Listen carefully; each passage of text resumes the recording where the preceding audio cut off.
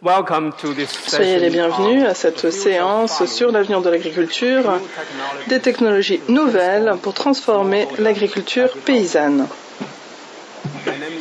Je m'appelle Cookie Wu, je suis vice-président adjoint, responsable du département des services institutionnels du FIDA. Je travaille sur la communication, l'information, les technologies de l'information et de la communication.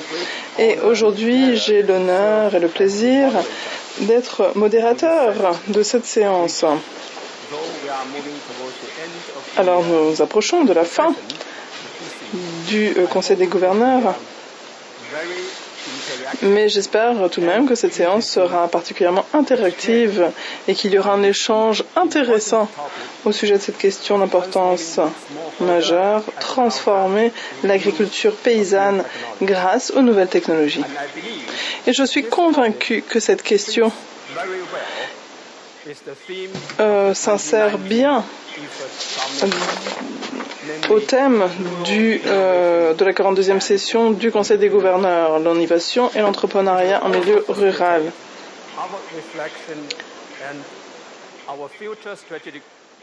Et je pense que cela va faciliter nos réflexions, notre planification stratégique concernant la mise à disposition des technologies au service des pauvres ruraux. Et comme Sa Sainteté le pape François l'a dit et encouragé le FIDA à le faire hier. Tout d'abord, j'ai le privilège de présenter notre orateur de marque,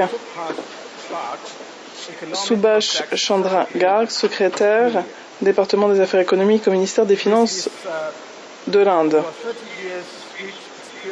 Avec son expérience de plus de 30 ans en tant que responsable politique dans les secteurs financiers et agricoles à l'échelon local et national, Subhash Garg nous fera part de son expérience dans la planification agricole et financière et il nous parlera du rôle de l'Inde en tant que leader mondial pour l'innovation, pour la transformation agricole, le développement agricole. Vous avez la parole, monsieur.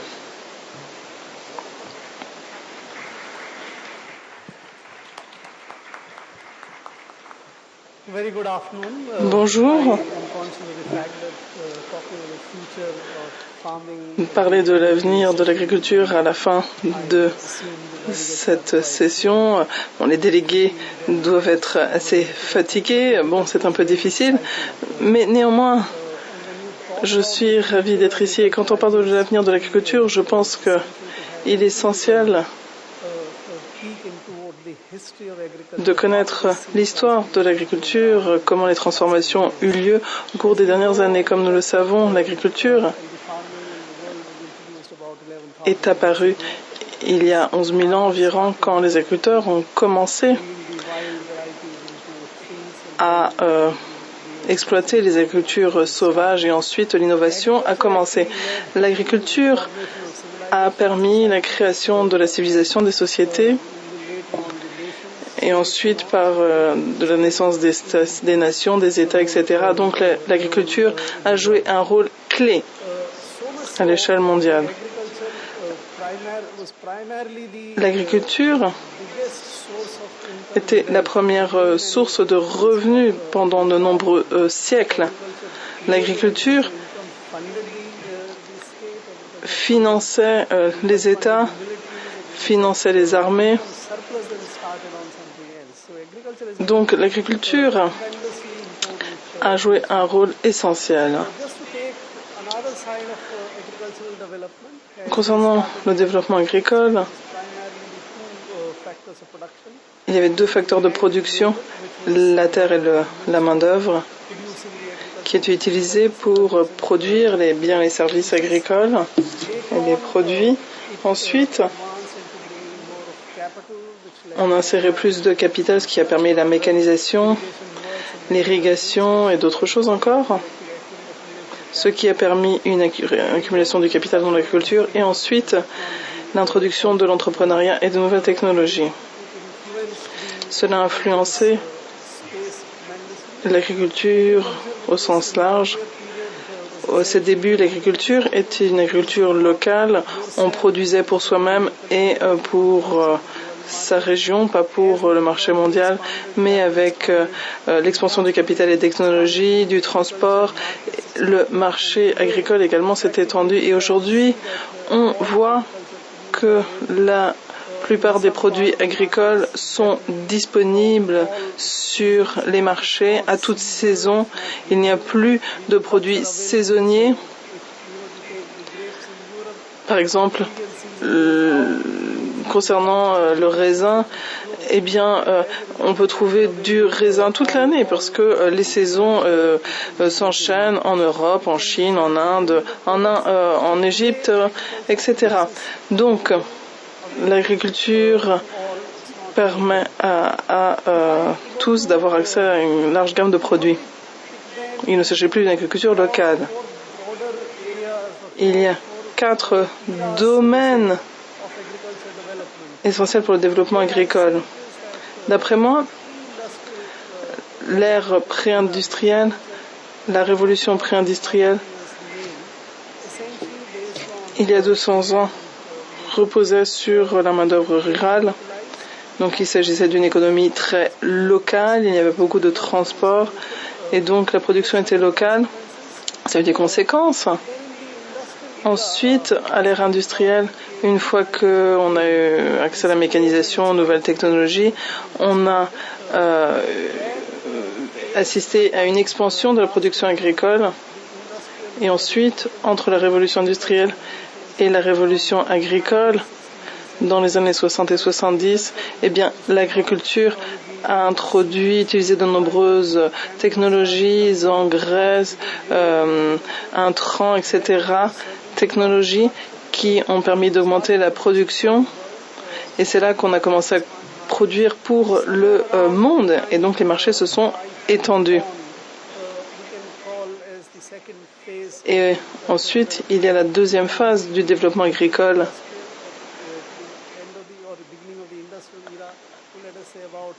Donc avec le début de l'ère industrielle. Et d'après moi, nous en sommes à la troisième phase de cette grande révolution qui a commencé avec la révolution verte. Au fil des ans, de nombreuses technologies ont été introduites dans le secteur agricole. Par exemple, si vous allez en Nouvelle-Zélande, vous allez voir que de nombreux services agricoles sont fournis par des entreprises. Par exemple, si vous avez besoin de polliniser vos plantes, eh bien, quelqu'un avec des abeilles va vous fournir les abeilles qui vont polliniser vos champs, etc. Ou par exemple, si dans la production laitière, 2-3 personnes peuvent contrôler des troupeaux de milliers de vaches et produire du lait qui sera vendu sur les marchés mondiaux. Donc, il y a un regroupement des services. Concernant les propriétaires des terres, on parle des petits producteurs. Ici, les petits producteurs se sont équipés également. Ils utilisent des intrants pour cultiver leurs terres. Et cette phase se poursuit. Et donc, on assiste à une transformation. Et je pense que nous devons parler de la prochaine phase qui concerne l'avenir de l'agriculture. Alors peut-être qu'elle a commencé, cette phase, mais je pense que elle connaîtra son essor dans les années 2040-2050. Et je pense que cette agriculture sera une agriculture qui sera touchée par 3 grands changements. Tout d'abord, l'utilisation de produits chimiques dans l'agriculture. L'agriculture chimique qui connaît un fort essor. On a vu les désavantages, les inconvénients liés à l'agriculture chimique, mais nous savons comment produire de façon productive sans utiliser de produits chimiques. Je pense qu'il s'agit là d'un des principaux facteurs de changement. Autre changement, les technologies de l'information et de la communication. La mécanisation au cours de la troisième phase de la révolution agricole ont changé la donne. On a utilisé l'irrigation, le goutte à goutte, des tracteurs, des engins qui ont transformé l'agriculture. Aujourd'hui, on assiste à l'utilisation de technologies de l'information et de la communication, des drones, des petits engins pour contrôler les niveaux d'eau, l'application d'engrais ou d'autres intrants. La question génétique, on peut transformer la croissance des plantes, etc. Donc, c'est la deuxième grande tendance qui va avoir un impact sur l'avenir de l'agriculture. Troisième élément, qui est l'élément essentiel pour moi, la personnalisation de l'agriculture. Auparavant, il y avait l'agriculture locale, mais aujourd'hui, grâce aux technologies de l'information et de la communication, il est possible d'inverser la tendance et de se rendre dans les zones rurales et de rester connecté et de mettre en place des petites fermes, exploitations qui nous permettent de produire des aliments pour soi-même. Et je pense que cette tendance va être croissante. Voilà les trois principaux changements pour l'avenir. Donc la transformation de l'agriculture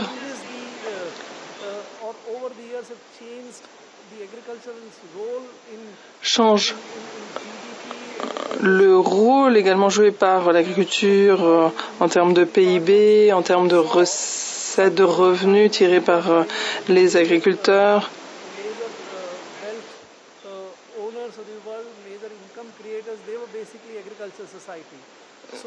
Donc, l'agriculture, c'était quelque chose qui représentait 70 à 80% du PIB mondial et sa part a baissé parce que d'autres secteurs se sont développés et beaucoup de pays ont tourné le dos à l'agriculture. Seuls 2 à 3% de la population en Italie dépend de l'agriculture. Et l'agriculture, c'est 2% du PIB. Et je pense qu'à l'avenir, d'ici à 2050 ou au-delà, eh bien, 5% du PIB viendra de l'agriculture. Et 5% de la population dépendra de l'agriculture. Donc les petits producteurs vont se transformer. Ils utiliseront différents outils, de nouvelles technologies. Donc voilà comment j'envisage l'avenir de l'agriculture et l'avenir des agriculteurs. Merci beaucoup, Maître Garg, de votre aperçu large et complet concernant le processus d'évolution de l'agriculture, les 4 phases et les 3 changements, les facteurs importants pour le développement agricole, les terres, la main-d'œuvre, le capital et les technologies. Alors j'ai une question à vous poser rapidement. On parle de nouvelles technologies, n'est-ce pas?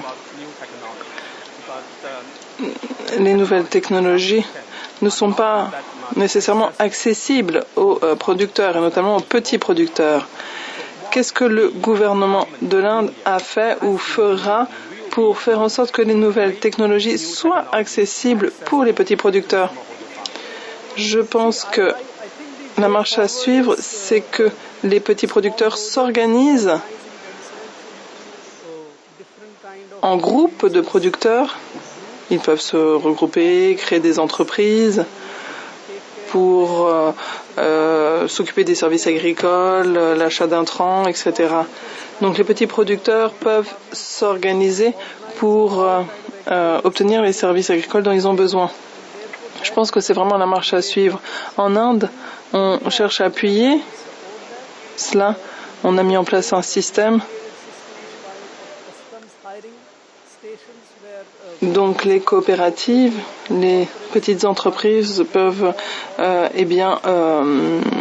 acheter des machines et il y a beaucoup de choses qui se passent dans le secteur privé. Par exemple, si vous vous rendez en Inde, vous verrez que la récolte de riz est faite par le secteur privé. Donc c'est sous-traité. Et à l'avenir, je pense qu'il faudra promouvoir la fourniture de services, qu'il s'agisse de drones qui aspergent des produits chimiques ou d'autres services. Il faut améliorer la commercialisation et l'emballage. Et nous appuyons les petits producteurs. Je ne pense pas que les petits producteurs peuvent agir dans leur coin. C'est impossible. Ils doivent s'organiser en groupe. Merci beaucoup.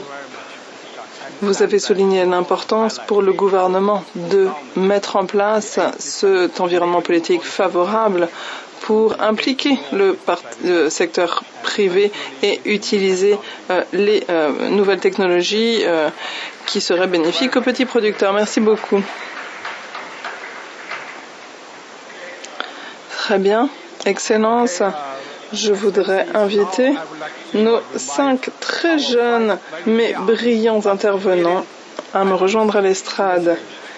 Ce sont des innovateurs et des experts de pointe à l'échelon international. Ils appliquent les nouvelles technologies pour appuyer les petits producteurs et les systèmes alimentaires. Je vais vous présenter rapidement les intervenants.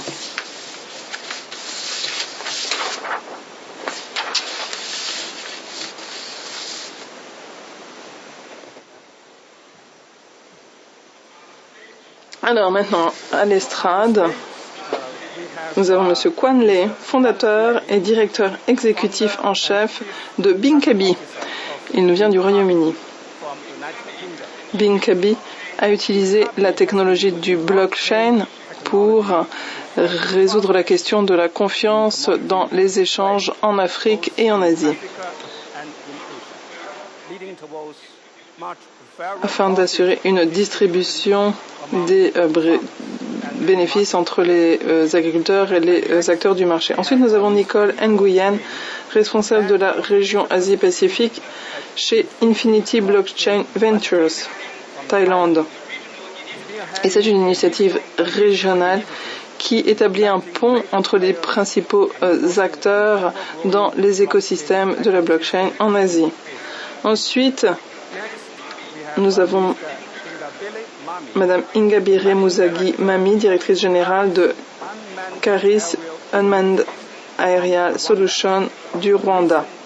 Il s'agit d'une start-up qui relève certains des principaux défis dans le secteur de l'agriculture en utilisant les nouvelles technologies. Ensuite, nous avons Monsieur Hamza Shaham, cofondateur de Sowit, membre fondateur d'un consortium qui réunit plus de 50 entreprises africaines qui promeut l'agriculture de précision en Afrique. Et enfin, Madame Veronica Barbati, présidente de Coldiretti Giovanni Impresa, qui appuie plus de 70 000 jeunes producteurs en Italie en termes d'accès au crédit et à la formation.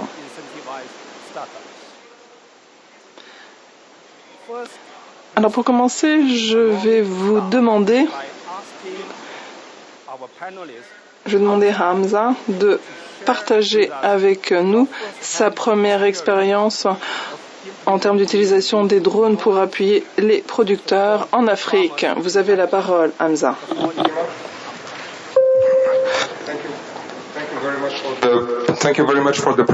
Merci beaucoup de la présentation.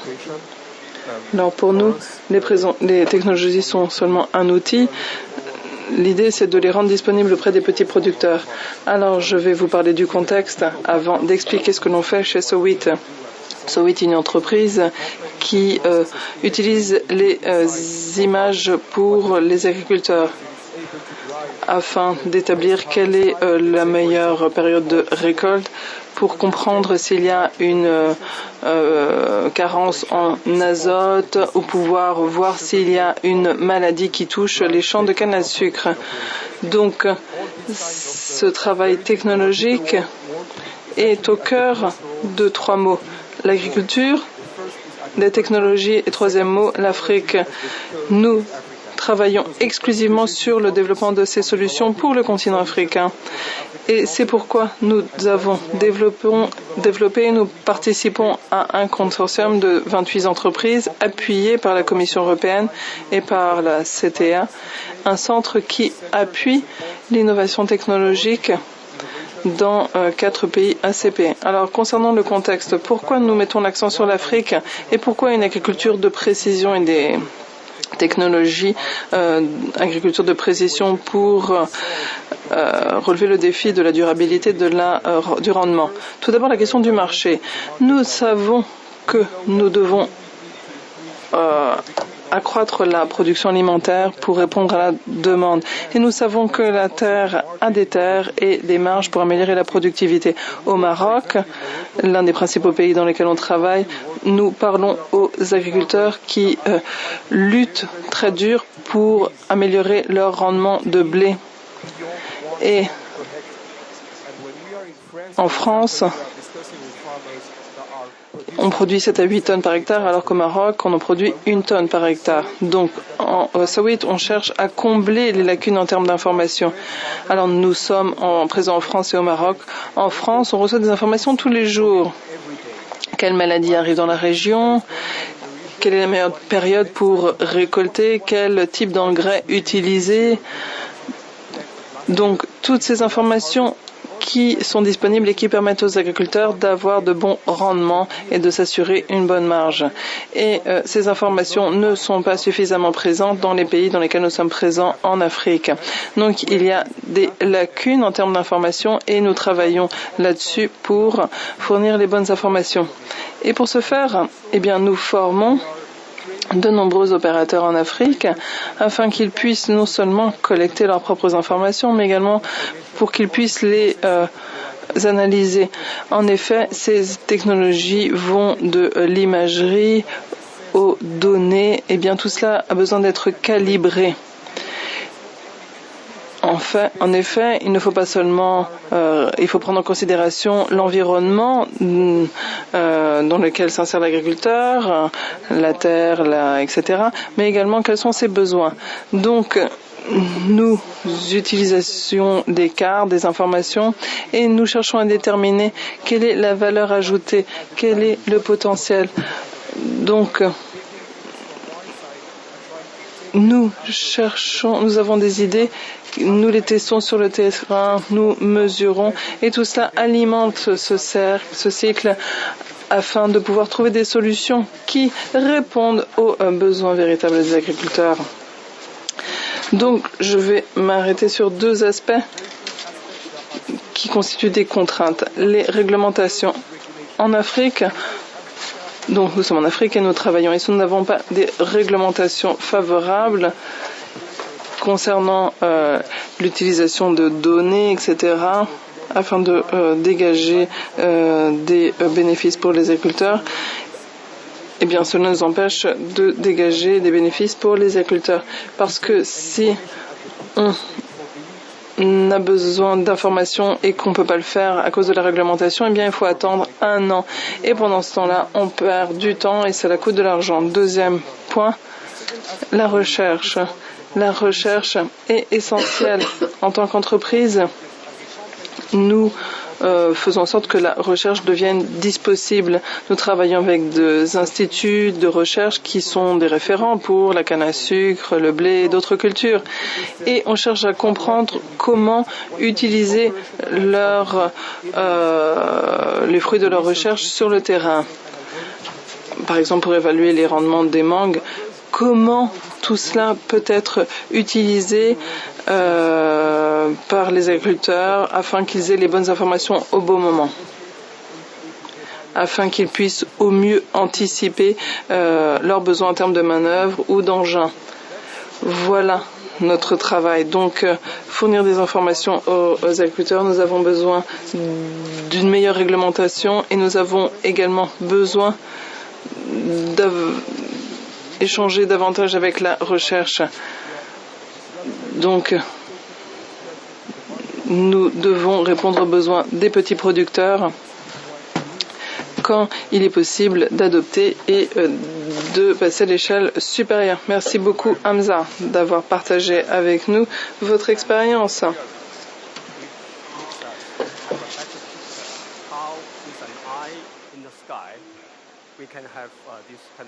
Voilà, cela nous permet donc de pouvoir voir loin et puis de pouvoir améliorer la situation des agriculteurs. Vous avez souligné la question des réglementations, environnement politique favorable et la recherche. Donc, comment vous envisagez les institutions et les institutions financières institutionnelles comme le FIDA qui travaillent avec le secteur privé? Donc, comment pourriez-vous travailler avec les IFI et le secteur privé pour lutter contre ces contraintes? Alors, pour nous, en tant qu'entreprise, en tant que start-up, nous cherchons à trouver un bon modèle d'affaires rentable. Quand on s'adresse aux ventures capital, c'est très difficile parce qu'on travaille en Afrique avec les technologies dans le domaine agricole. Et pour eux, il s'agit de 3 secteurs de risque. Donc, il est essentiel.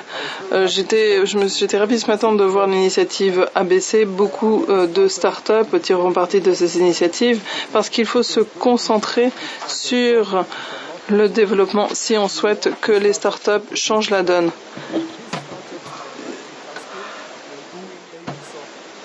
Alors peut-être que certaines start-up peuvent avoir plusieurs casquettes, mais ce serait difficile pour elles de rester en contact avec les agriculteurs. Voilà, ça c'est pour le financement et l'appui. Concernant l'autre aspect, les financements au projet. Par exemple, au Kenya, il y a un projet de renforcement, un projet à plus de 100 millions qui devrait permettre d'aider les producteurs de blé à améliorer leur rendement et garantir la durabilité. Nous aimerions être impliqués dans de tels projets, même si cela demandera de prendre 0,1% du budget total du budget. Mais notre intérêt, c'est d'apprendre.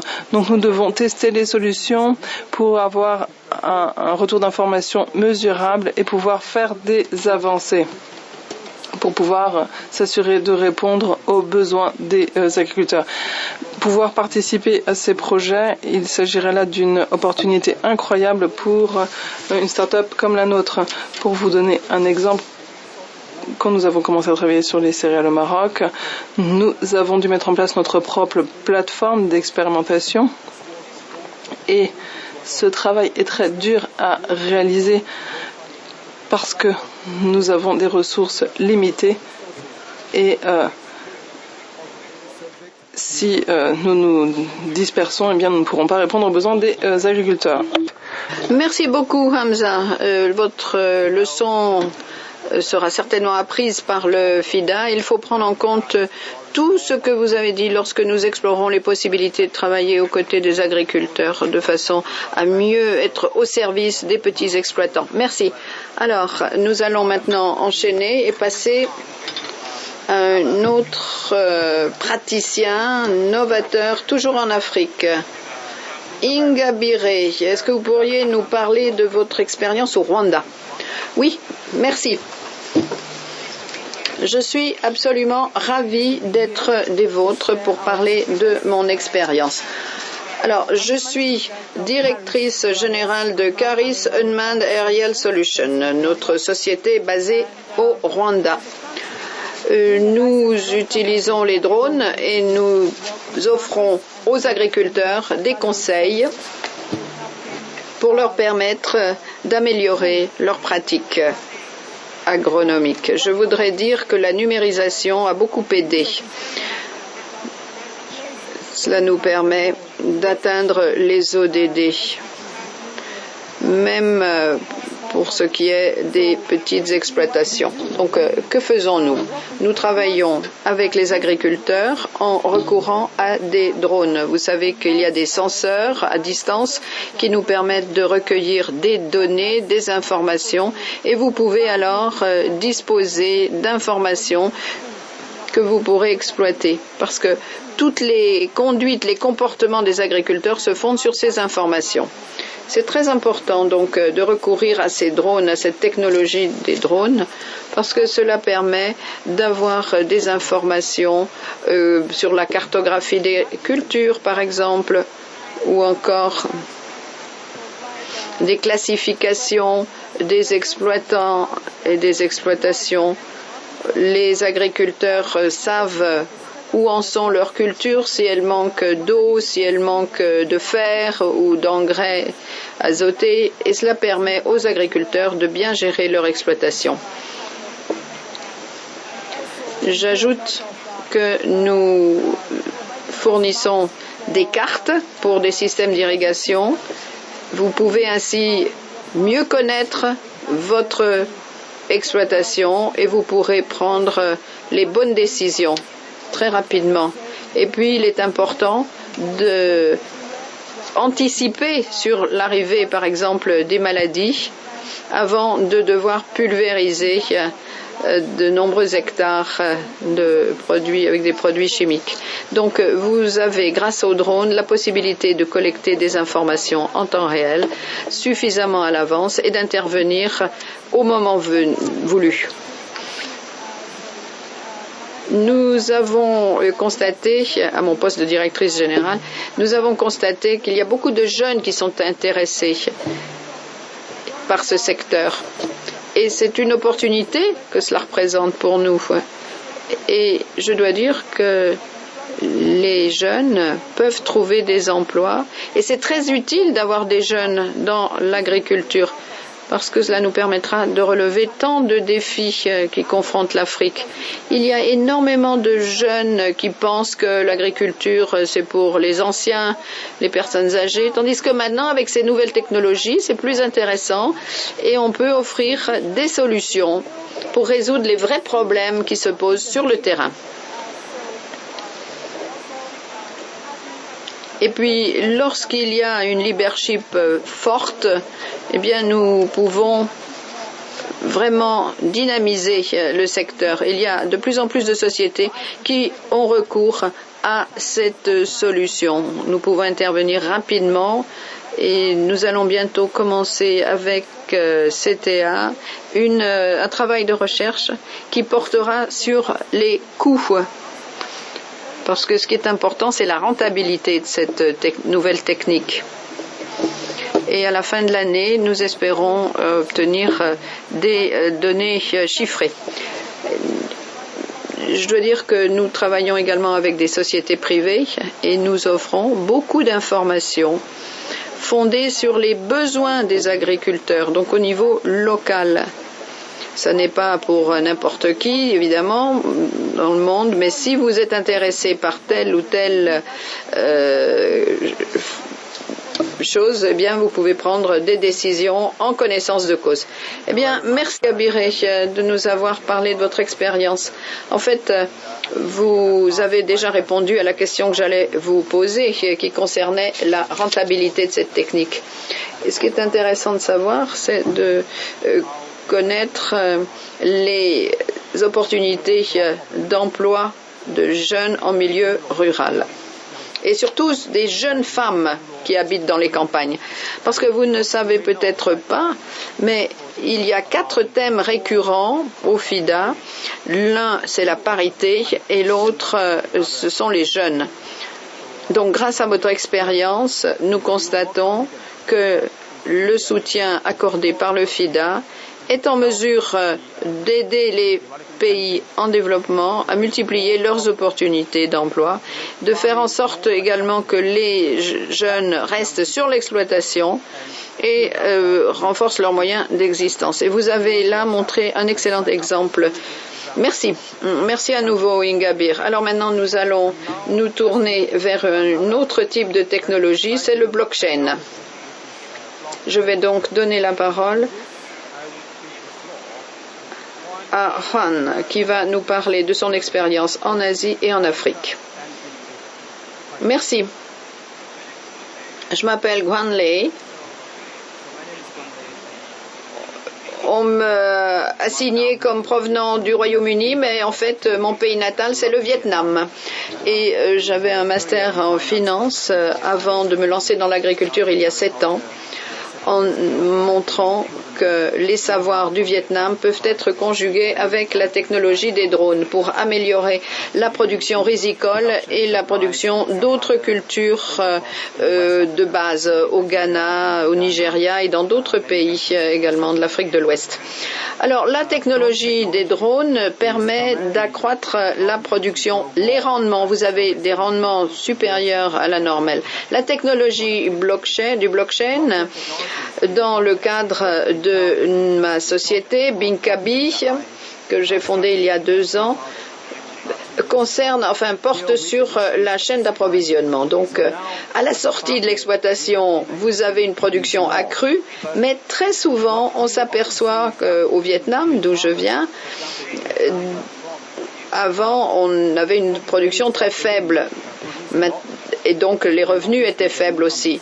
Tandis que maintenant, la production a augmenté. Le Vietnam est l'exportateur et le producteur numéro 1 de riz, mais les agriculteurs et les riziculteurs restent assez pauvres par rapport aux autres segments de la population. Donc ça reste un problème. Il y a le problème de l'accès au marché. Peu de personnes peuvent vendre et à quel prix également. Il y a également le problème de l'accès au financement. Et vous savez que parfois il y a des fluctuations de prix, donc c'est intéressant de connaître la courbe des prix de façon à intervenir au bon moment.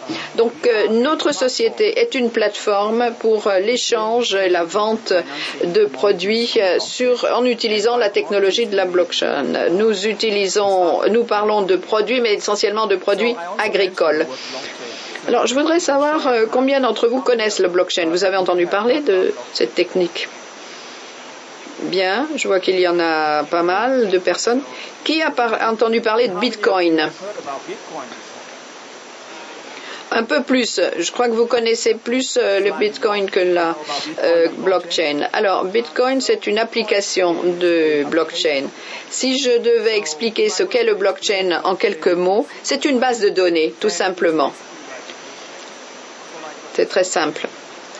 Mais, au lieu que vous ayez le relevé Excel, ce relevé Excel est détenu par tous les participants dans cette salle de conférence. Et si 51% de l'assistance est d'accord, vous pouvez modifier cette imprimé. Vous savez qu'en général, les banquiers peuvent nous dire ce que nous avons sur notre compte en banque et seuls les banquiers peuvent le faire. Tandis qu'ici, avec la blockchain, c'est différent. Avec les connexions que nous avons, il faut réunir 51% d'avis positifs pour apporter une modification. Donc la qualité de la blockchain est très importante. Grâce à l'Internet, nous avons une abondance d'informations. Si vous avez un courriel, vous pouvez le transmettre ou transmettre votre courriel à toutes les personnes dans cette salle et vous continuerez à avoir votre courriel. Tandis que si vous envoyez votre actif numérique à tous les membres de blockchain, vous ne l'aurez plus, cet élément. Donc, c'est important dans une optique de transfert. Il est essentiel d'avoir des données de qualité. Alors, comment fonctionne notre système?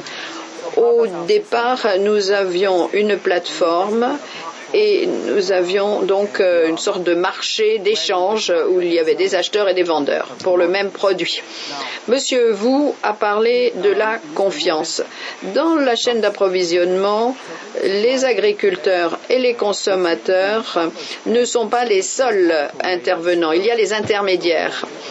Et tous les intermédiaires n'ajoutent pas nécessairement de la valeur. Pourquoi faut-il passer par des intermédiaires? Eh bien, parce que d'une frontière à l'autre, les gens ne se font pas confiance. Donc, admettons que vous aviez Hamza, par exemple, qui a une exploitation, vous faites des olives. Alors, à la fin de la campagne, on vous paye en liquide votre production d'olives, mais les gens ne vont pas consommer les olives. Ce sont des personnes qui vont vendre encore ce volume à d'autres intermédiaires. Mais ce qui intéresse le producteur, c'est d'avoir cet argent liquide. La qualité pour la consommation est très importante et l'intermédiaire doit garantir la qualité. Mais à quel coût est-ce que ces différentes strates, ces différentes couches d'intermédiation sont utiles? Et elles se répercutent en général sur l'agriculteur. Admettons que nous buvions tous du café ou que nous mangions tous du chocolat. Eh bien, il faut bien comprendre que le producteur ne va recevoir que 10% du coût du café que vous buvez dans votre tasse ou du chocolat que vous consommez. Donc il faut améliorer la rémunération. Comment le faire? Eh bien, en travaillant avec les centrales d'échange et les banques. Nous essayons de réduire les marges. Nous appartenons à une centrale et nous demandons aux acheteurs d'investir dans une banque. Il est essentiel que nous puissions convertir les investissements en actifs, en facteurs de production. Nous avons créé donc un marché où on peut échanger les actifs numériques et l'on peut de cette façon régler les opérations en une vingtaine de minutes. Même pour l'Afrique du Sud où le marché agricole est très développé, où il y a également des échanges intéressants, il faut attendre au moins 10 jours pour recevoir le paiement. Tandis qu'avec la blockchain, c'est pratiquement immédiat. Si vous êtes un agriculteur et vous amenez votre production dans l'entrepôt, vous êtes payé pratiquement sur le champ. Donc ça, c'est quand même un atout indéniable. C'est une innovation pour l'agriculteur. Alors, où en sommes-nous maintenant? Eh bien, nous avons lancé un service Uber Proclaim au Nigeria et Uber for Grains ne concerne que certaines cultures comme le maïs par exemple ou le riz ou le blé. C'est un peu comme le principe de Uber. Nous mettons en contact les acheteurs et les vendeurs de façon à ce qu'ils puissent échanger eux-mêmes la production. Alors, nous avons également une chaîne d'approvisionnement pour la noix de cajou. Au Nigeria, le Nigeria et d'autres pays africains exportent au Vietnam plus de 2 milliards de dollars de noix de cajou. Nous sommes des gros consommateurs. Il y a beaucoup de problèmes qui se posaient. Maintenant, grâce à la blockchain, nous avons amélioré les choses. Et puis, je voudrais dire aussi que dernièrement, nous avons utilisé la production comme nantissement, comme garantie. Si les agriculteurs veulent vendre leur production, ils peuvent diversifier les acheteurs, disons. Et ils ont bien sûr un prix plus rémunérateur. Mais ils peuvent également emprunter de l'argent et ne pas vendre tout de suite leur production. Et il faut dire aussi que pour les banques ont pris l'engagement de prêter 30 millions de dollars en passant par notre plateforme. Donc vraiment, nous avons réussi au Ghana, au Nigeria, au Vietnam, en Afrique du Sud et nous l'espérons bientôt dans d'autres pays à être extrêmement opérationnels. Merci Kwan. Grâce à vos explications, nous comprenons mieux maintenant les avantages que présente la blockchain pour l'agriculture. Parce qu'il y a ce climat de confiance, cette transparence dans les opérations. Et puis il y a d'énormes potentialités pour un passage à l'échelle ultérieure. Nous allons maintenant écouter Nicole, qui, elle, essaye de répercuter les avantages de la technologie blockchain en Asie du Sud-Est. Merci, Monsieur Wu. Bien, je pense que si nous tenons cette session à la fin de la session, c'est parce que les gens restent très intéressés, éveillés malgré l'heure. Et j'espère d'ailleurs que c'est le début de votre périple, parce qu'il faut utiliser ces technologies nouvelles, bien les comprendre. Il est difficile de vous expliquer en une demi-heure ce qu'est le blockchain.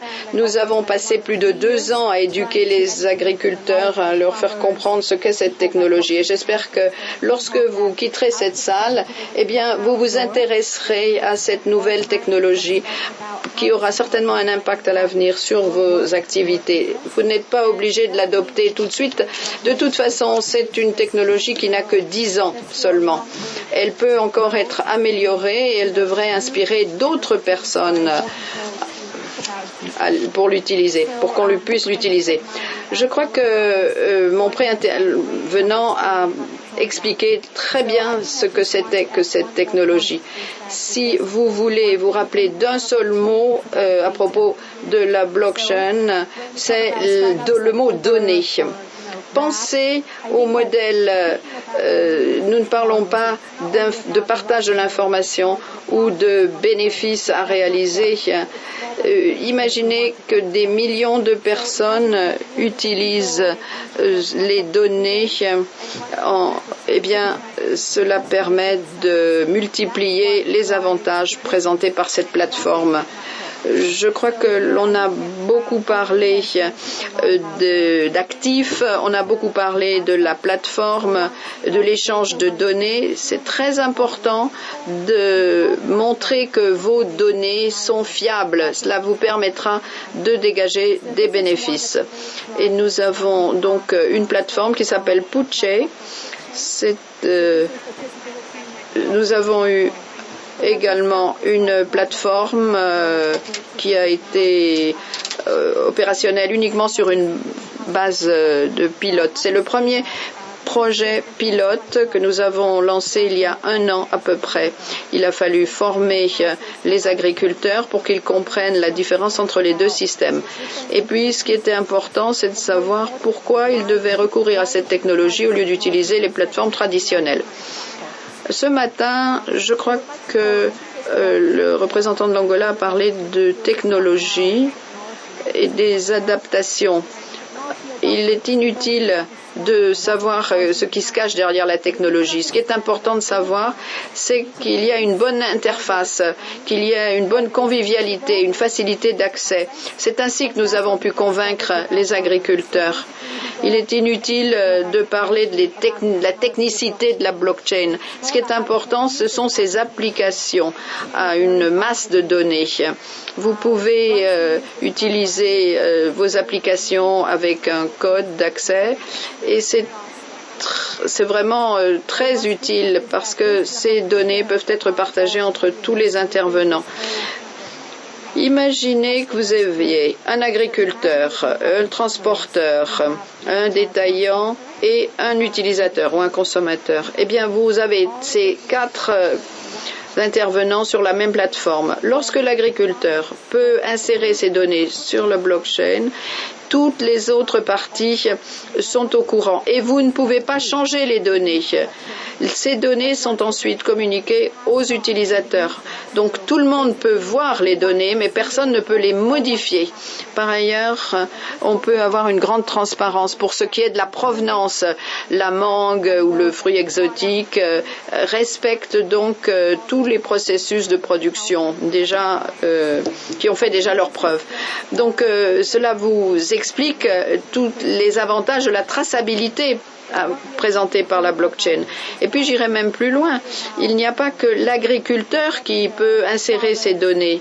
On peut inciter les donateurs à insérer des données encore plus précises.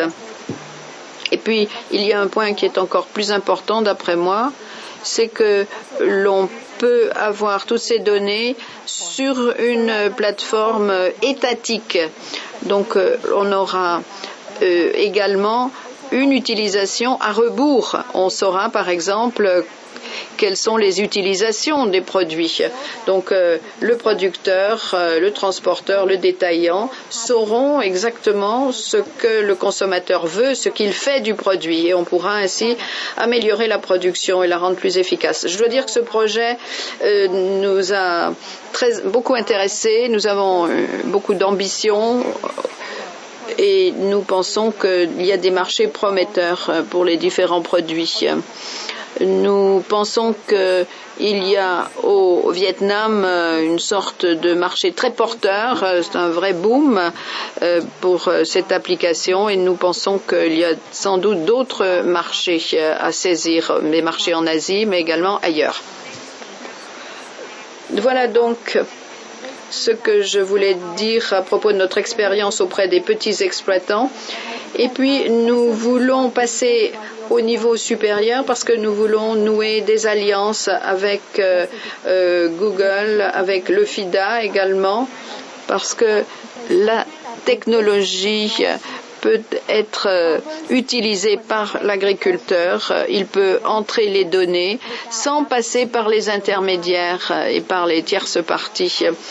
Et je crois qu'ainsi, il y aura un esprit d'entrepreneuriat au niveau du terrain. Vous savez, vous ne pouvez pas m'arrêter. Moi, je peux parler toute la journée de ces innovations technologiques, mais je vais m'en tenir là quand même en vous parlant de cette première expérience et j'espère que cela a piqué votre curiosité et que vous pourrez utiliser cette technologie par la suite. Merci beaucoup, Nicole.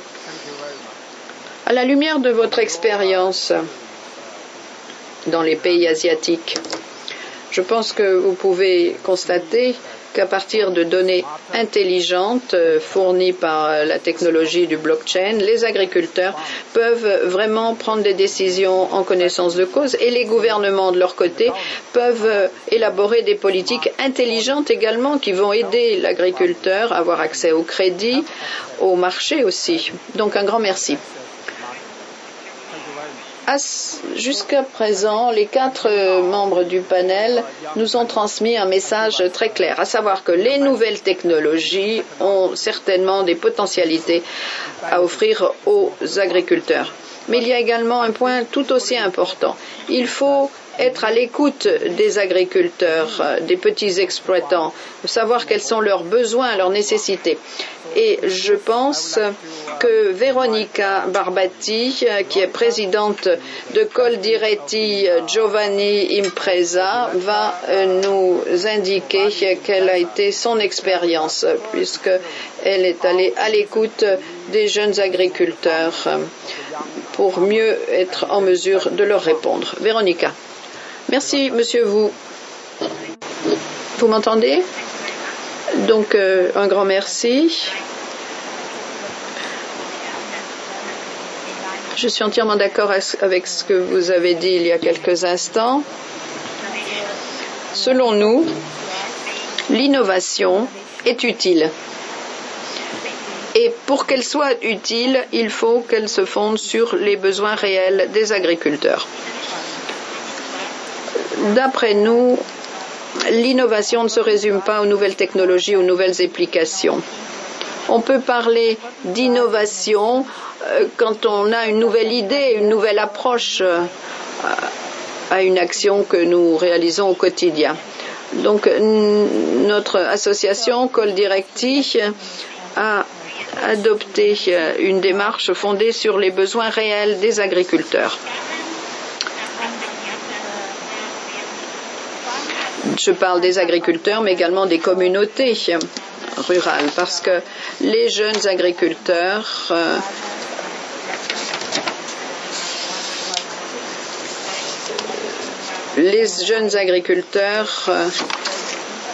doivent avoir des terres à exploiter, parce que jusqu'à présent on a parlé de nouvelles technologies, mais il faut que les jeunes aient des infrastructures à leur disposition pour appliquer ces innovations.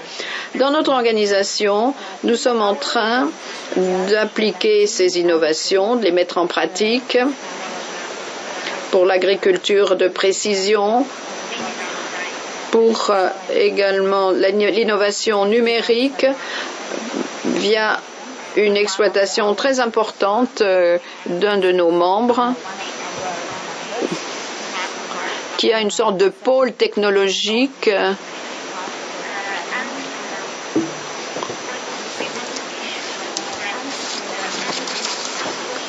Nous souhaitons que tous les aspects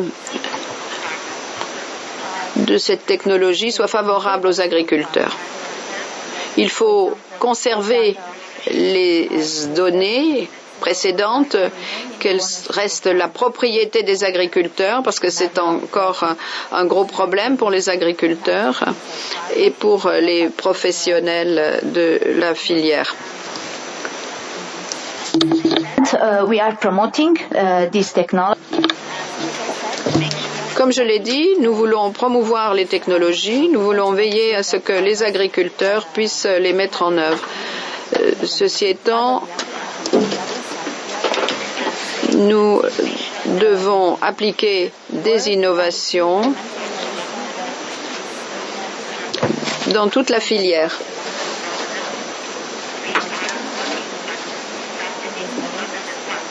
Nous avons commencé notre action en 2001 parce que nous voulions appliquer un système tourné vers le marché. Nous avons le plus gros réseau d'Europe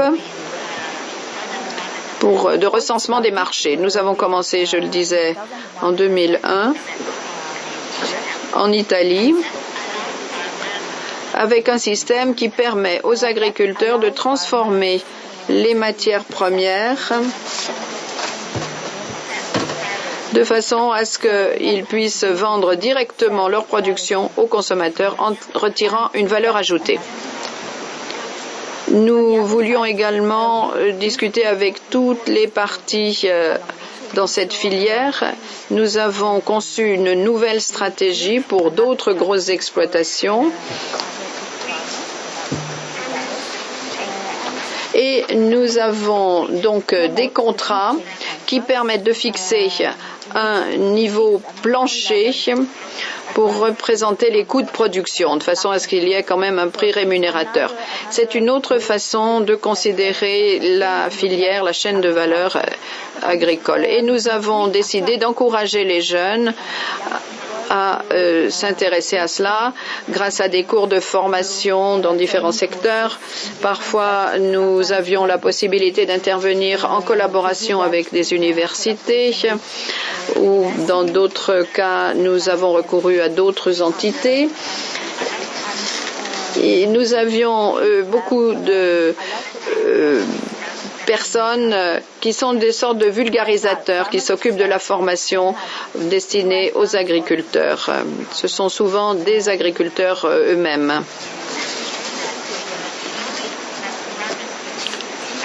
Une fois que nous savons exactement ce dont les agriculteurs ont besoin, nous pouvons élaborer une stratégie adéquate. Et il nous est également possible de faire un travail de plaidoyer au niveau institutionnel.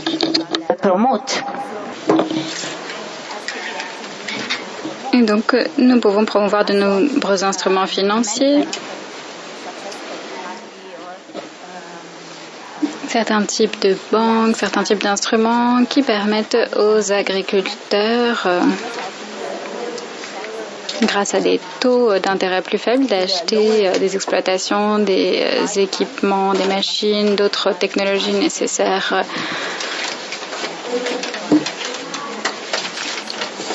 Donc nous sommes membres, Coldiretti Giovanni Impresa est membre de d'autres instances au niveau européen, au niveau du Conseil européen des jeunes agriculteurs. Coldiretti, c'est une sorte de grande famille. Et ce que nous voulons vraiment, c'est un système qui puisse vraiment appuyer les agriculteurs, placer les agriculteurs au cœur de nos activités et leur donner la voix qu'ils ont besoin d'avoir. Merci infiniment, Véronica. Vous le savez, le sujet de cette session, c'est l'avenir de l'agriculture. Donc, J'imagine qu'en s'engageant davantage avec la jeunesse et en appliquant des nouvelles technologies, on aura un avenir rayonnant pour l'agriculture. Excellence, étant donné qu'on a peu de temps, je ne peux pas maintenant vous donner la parole pour plus de questions. Et pour une session de questions-réponses, mais je suis sûre que vous serez d'accord avec moi pour applaudir nos jeunes intervenants pour leur contribution. Merci. Thank you.